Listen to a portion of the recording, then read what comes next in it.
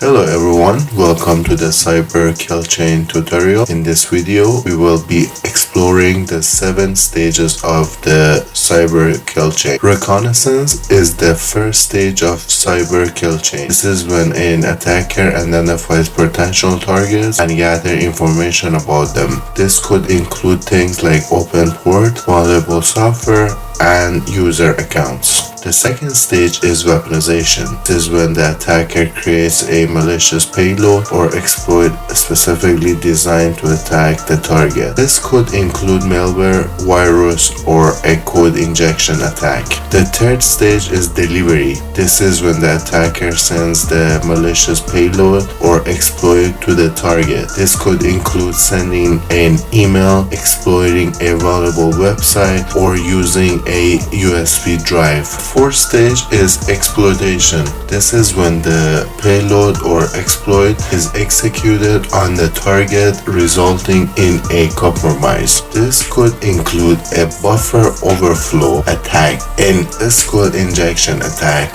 or pushing attack. The fifth stage is installation. This is when the attacker installs malware or a backdoor on the target system. This could include a keylogger or a rootkit or a remote access Trojan. The sixth stage is command and control. This is when the attacker gains remote access to the target system and issues commands to it. This could include downloading additional malware, launching a denial of service attack, or exfiltrating data. The seventh and final stage is action on objectives. This is when the attacker accomplishes their objective, whether that be data exfiltration, system destruction, or something else. And that's the Cyber Kill Chain. Thank you for watching. See you next time.